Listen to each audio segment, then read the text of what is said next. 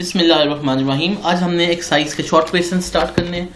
हमने कल MCQs discuss किए थे। Question number 1.2, what is the difference between base and derived quantities, give 3 examples in each case. हमें ये बात बड़ी अच्छे तरीके से मालूम है कि बेस और डिराइव्ड में बेसिक फर्क ये है, बेस क्वांटिटीज फाउंडेशन है फिजिक्स का, और जो आपके पास डिराइव्ड हैं वो बेस क्वांटिटीज के टेबल से ही डिराइव की जाती हैं, और इसमें आप कोई सी भी एग्जांपल्स दे सकते हैं। और इस केस में मैंने जो लिखी है, mass, time, electric current, temperature, intensity, amount of substance, ये सारी बेस क्वांटिटीज हैं। लेंथ भी बेस क्वांटिटी है, इनमें से कोई से 3 आप मेंशन कर सकते हैं। और डिराइव्ड क्वांटिटीज क्या है हमारे पास, डिराइव्ड क्वांटिटीज जो है वो बेस क्वांटिटीज के टेबल से ही एक्सट्रैक्ट की जाती हैं, और इसमें बहुत सारी एग्जांपल्स हैं जो आप चैप्टर नंबर 2 में स्टार्ट कर देंगे पढ़ना। अभी आपके लिए एरिया, वॉल्यूम और ये जो देख लें आप, एरिया, वॉल्यूम यहाँ पे लिखा हुआ है, स्पीड, फोर्स, इसको आप जब चैप्टर नंबर 2 को पढ़ेंगे ना तो आपको खुद ही सारी समझ आ जाएगी कि स्पीड क्या है, फोर्स क्या है, वर्क एनर्जी, ये आपको अगले चैप्टर्स में आहिस्ता आहिस्ता क्लियर होता जाएगा। Question number 3, pick out the base units in the following. अब हमारे पास गिवन है joule, newton, kilogram, hertz, mole, ampere, metre, kelvin, coulomb and watt. अब आपको ये तो पता है ना कि बेस क्वांटिटीज का टेबल क्या है, तो आप इनमें से वो सारी चीजें जो बेस में एग्जिस्ट करती हैं आप उनको पिक कर लेंगे। तो हमारे पास आंसर क्या आएगा, किलोग्राम बेस यूनिट है, मोल भी बेस यूनिट है, एम्पेयर, मीटर और केल्विन बेस यूनिट्स है। Question number 1.4, find the base quantities involved in each of the following derived quantities. अब अगेन ये देखिए नंबर 1 पे लिखा हुआ है स्पीड। अब लिखी सारी डिराइव्ड क्वांटिटीज हैं, लेकिन हमें ये बात पता है कि डिराइव्ड क्वांटिटीज कहाँ से एक्सट्रैक्ट की जाती हैं, बेस क्वांटिटी के टेबल से। तो आगे जाके आप पढ़ेंगे, आगे ये मैं पढ़ रहा हूँ इस वक्त स्पीड के बारे में। स्पीड क्या है, डिस्टेंस बाय टाइम है। डिस्टेंस क्या होता है, लेंथ को रिप्रेजेंट कर रहा है, ये बेस के टेबल में है, और टाइम भी बेस के टेबल में है। तो हम यहाँ पे लिख देंगे कि स्पीड के फॉर्मूले में क्या क्या इन्वॉल्व है, बेस क्वांटिटीज कौन कौन सी वाली इन्वॉल्व है, लेंथ और टाइम इन्वॉल्व। वॉल्यूम क्या होता है, length into width into height. तो यहाँ पे विड्थ, लेंथ इंटू हाइट लिखा हुआ है। विड्थ भी लेंथ होती है, लेंथ भी लेंथ होती है, हाइट भी लेंथ होती है। तो हमारे पास यहाँ पे तीनों जो बेस मल्टीप्लाई हो रही है चीजें, वो एक बेस क्वांटिटी को रिप्रेजेंट कर रही हैं। तो इसमें आप क्या लिख दोगे कि इस वॉल्यूम में कौन सी बेस क्वांटिटी इन्वॉल्व है, लेंथ। तो अब इसको दोबारा नहीं लिखेंगे, आप सिर्फ बता देंगे कि ये तीनों चीजें एक ही चीजों को रिप्रेजेंट कर रही हैं, इनकी नेचर सेम है, ये सारी लेंथ्स हैं, तो इसलिए बेस क्वांटिटीज लेंथ ही होगी इस केस में। Force, option C, mass into acceleration. Again कहां से आता है, चैप्टर नंबर 3 में जाके पढ़ेंगे आप। तो मास जो है ये तो बेस क्वांटिटी में है, लेकिन एक्सेलरेशन क्या होता है, एक्सेलरेशन होता है बेसिकली वेलोसिटी बाय टाइम। तो वेलोसिटी बाय टाइम क्या होता है, वो डिस्प्लेसमेंट बाय टाइम होता है, तो वो डिस्प्लेसमेंट बाय टाइम स्क्वायर बन जाएगा। अगेन आप वेट करेंगे कुछ देर, आपके कुछ लेक्चर्स के बाद ये सारी चीजें क्लियर होनी शुरू हो जाएंगी। तो आप देखेंगे फिर डिस्प्लेसमेंट और टाइम इसमें इन्वॉल्व है, यानी कि डिस्प्लेसमेंट लेंथ होती है, टाइम भी बेस यूनिट है, और मास जो कि पहले था तो वो किलोग्राम है। तो इसलिए परेशान होने की जरूरत नहीं है, आपको ये चीजें समझ आ जाएंगी। वर्क क्या होता है, फोर्स इंटू डिस्प्लेसमेंट। फोर्स क्या है हमारे पास यहाँ पे, और डिस्प्लेसमेंट क्या है। जिस तरह अभी ऊपर हमने देखा कि फोर्स में कौन कौन सी बेस क्वांटिटीज इन्वॉल्व है, लेंथ, टाइम और मास इन्वॉल्व है। तो इसमें भी वर्क में भी फोर्स और डिस्प्लेसमेंट जो है वो क्या क्या लिखेंगे हम, लेंथ, टाइम और मास, क्योंकि फोर्स में जब लेंथ आ रही है और डिस्प्लेसमेंट भी अगर लेंथ है तो हम उसको 2 दफा नहीं लिखेंगे, हम लेंथ को फिर एक ही दफा यहाँ पे मेंशन कर देंगे। तो ये इस तरह से ये क्वेश्चन आपने सॉल्व करना है। Question number 1.5, estimate your age in seconds. अब यहाँ पे वो कह रहा है कि आपकी जो एज है, सपोज कर लें कि आपकी एज 15 ईयर्स है, उसको कन्वर्ट करना है सेकेंड्स में। तो यहाँ पे 15 ईयर्स जो हैं, हम इसको अगर सेकेंड में कन्वर्ट करना चाहें तो किस तरह कन्वर्ट कर सकते हैं। हमें ये बात पता है कि 1 year has how many days, 365 days. तो मैंने यहाँ पे लिख दिया, यानी कि पहले हमने ईयर्स को किस में कन्वर्ट करना है, डेज में कन्वर्ट करना है। तो 15 इंटू 365, ये देखिए यहाँ पे लिखा हुआ है, नीचे तक देखिए 15 ईयर्स का मतलब है कितने डेज, 5475 डेज। लेकिन हमें तो उसने क्या कहा है, कहां तक लेके जाना है, सेकंड तक, यानी कि कौन सा यूनिट इस्तेमाल करना है, सेकंड, या दूसरे लफ्जों में ऐसा यूनिट में हमने अपनी डेट एक्सप्रेस करनी है। तो अब डेज में तो कन्वर्ट कर दिया, एक 1 डे अब कन्वर्ट करना होगा आवर्स में, तो फिर कैसे आएगा, 1 day is equal to 24 hours. 1 hour क्या होता है, 60 मिनट्स, और 1 मिनट क्या होता है, 60 सेकेंड्स। यानी कि ये सारे आपस में रिलेटेड हैं, एक ईयर से शुरू करना है और उसको 60 सेकेंड्स तक लेके जाना है। तो ये सारी चीजें आपस में क्या हो जाएंगी, multiply, 365 multiply by 24 multiplied by 60 multiplied by 60 और multiplied by the given age. तो याद रखें स्टार्ट कहां से करना है, we must convert years into seconds. Now what we have to do is 15 years is equal to how many days? 15 into 365, 5475 days. In the first step you have converted it into the days. Now we have to convert these days into hours. तो 5475 multiplied by 24, इतने घंटे गुजर चुके हैं आपकी as में. 131400 hours. उसके बाद नंबर ऑफ आवर्स को कन्वर्ट करना है मिनट्स में, कि आपकी जिंदगी के कितने मिनट गुजर चुके हैं. तो 60 से मल्टीप्लाई किया तो इतने मिनट्स गुजर चुके हैं, 7884,000 मिनट्स.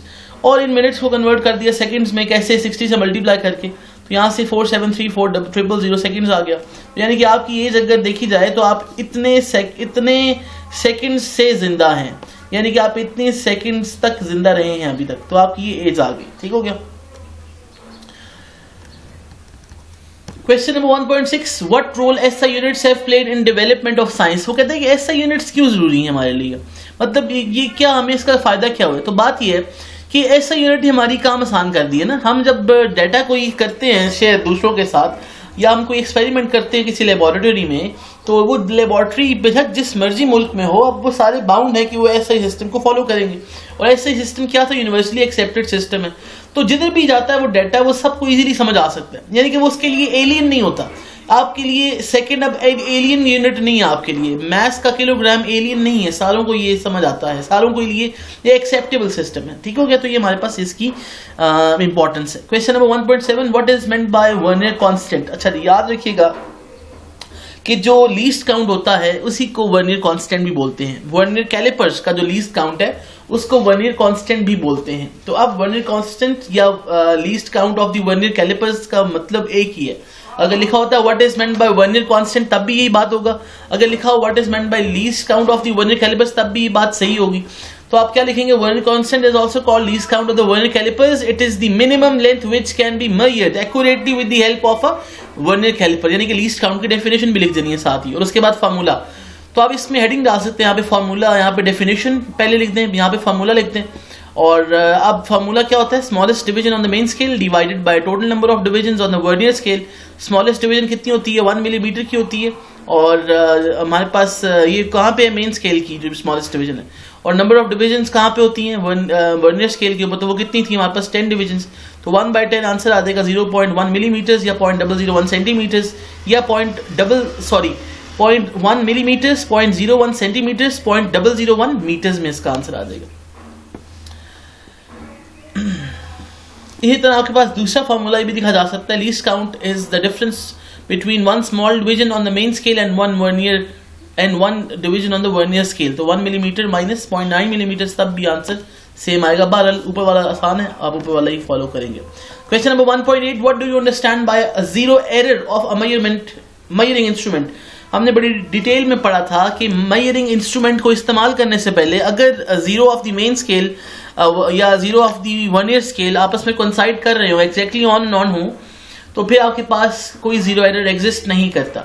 अगर हमारे पास राइट लेफ्ट पे उनकी अलाइनमेंट ना हो, सही 1 and 1 ना हो, ऑन एंड ऑन ना हो, एक दूसरे के ऊपर नीचे ना हो, या राइट लेफ्ट पे हो वर्नियर कैलिपर का वर्नियर स्केल, क्योंकि मेन स्केल तो अपनी जगह भी रहता है, वो तो इमूवेबल होता है. तो हम कहते थे कि उसमें जो है डिफेक्ट या एरर एग्जिस्ट करेगा, इसको हम फिर जीरो एरर का नाम दे देते हैं. या स्क्रू गेज का अगर इंडेक्स स्केल और उसका जो सर्कुलर स्केल है उनकी जीरो आपस में कोइंसाइड नहीं कर रहे, तो उनमें क्या एग्जिस्ट करेगा? जीरो एरर एग्जिस्ट करेगा. Question number 1.9, why is the use of zero error necessary in a measuring instrument. Zero error को यूज करना या इसका मतलब ये है कि इसको रिमूव करना क्यों जरूरी है, या जीरो एरर को पढ़ना क्यों जरूरी है. मतलब हम डायरेक्ट उठा के क्यों नहीं शुरू हो जाते हैं डिवाइस को मेजर करने के लिए चीजों को. तो इसका आंसर ये है कि हमारी जो फाइनल आंसर्स हैं हम उनको एक्यूरेट रखना चाह रहे हैं, हम उनको सही रखना चाह रहे हैं. तो इसलिए हम क्या करते हैं, अपनी डिवाइसेस को परफेक्ट बनाना चाहते हैं, उनमें जीरो एरर रिमूव करना चाहते हैं ताकि हम उसको इजीली यूज कर सकें. इसलिए हमारे पास जीरो एरर को देखना जरूरी है. Question number 1.10, what is a stop watch, what is the least count of a mechanical stop watch you have used in the laboratories. वो ये कह रहे हैं कि स्टॉप वॉच होती क्या है. तो पहले बताएंगे, एक ऐसी डिवाइस जो टाइम मेजर करती है किसी भी दो इवेंट्स के दरमियान का. इवेंट्स का मतलब है कोई सी चीज आपके सामने हो रही है, वो इवेंट कहलाएगी फिजिक्स में. ठीक है, ओके. उसके बाद वो कहते हैं कि टाइप्स कौन कौन सी हैं. तो हम इसको टाइप्स पूछी नहीं उसने, लेकिन हमने मेंशन कर दिए कि दो तरह की होती है, कि मैकेनिकल, एक डिजिटल. तो मैकेनिकल स्टॉप वॉच का क्या होता है, लीस्ट काउंट, वो आपके पास जो लीस्ट काउंट है वो 1/10 ऑफ द सेकेंड है, और 0.1 सेकेंड वो मेजर कर सकता है अप टू एक्यूरेटली। और जो दूसरा जो है हमारे पास डिजिटल स्टॉप वॉच, वो 1/100 ऑफ द सेकंड 0.01 सेकंड्स को मेजर कर सकता है। वर्किंग इसकी थोड़ी सी लिखती थी, ये हमने बड़ी डिटेल में पढ़ी हुई है, आर्टिकल जाके देखिएगा इसको स्टडी करने के लिए। क्वेश्चन नंबर 1.11 आर्टिकल का लेक्चर जो मौजूद है उसमें देखिएगा जाके। Why do we need to measure extremely small intervals of times? कहता है कि हम टाइम इंटरवल को स्मॉल क्यों रखते हैं। उसकी रीजन ये होती है कि टाइम इंटरवल स्मॉल रखने से हमारी जो वैल्यूज हैं वो एक्यूरेटली मेजर हो सकती हैं। टाइम इंटरवल स्मॉल कहाँ पे रखा जाता है इसको भी हम देखेंगे आगे जाके। बेसिकली आप इस तरह समझ लें इस चीज को, जिस तरह हमने कहा था कि अगर आपके पास कोई मैच हुआ कहीं पे और आप जो है उस मैच की समरी देखते हैं, हाईलाइट देखते हैं, और एक वो है जिसने एक चीज देखी है उसकी, तो टाइम इंटरवल स्मॉल किसका है? टाइम इंटरवल स्मॉल होने का मतलब है ये नहीं कि उसने ओवरऑल मैच देखा तो उसका टाइम इंटरवल लार्ज हो गया, नहीं। जिसके पास माइनर डिटेल्स हैं उस मैच की, जिसके पास छोटी छोटी इंफॉर्मेशन है, हर एक मिनट की इंफॉर्मेशन है, उसका इंटरवल स्मॉल है। उसने मेजर्ड वैल्यूज जो रखी हैं वो स्मॉल इंटरवल्स ऑफ टाइम के लिए रखी हैं।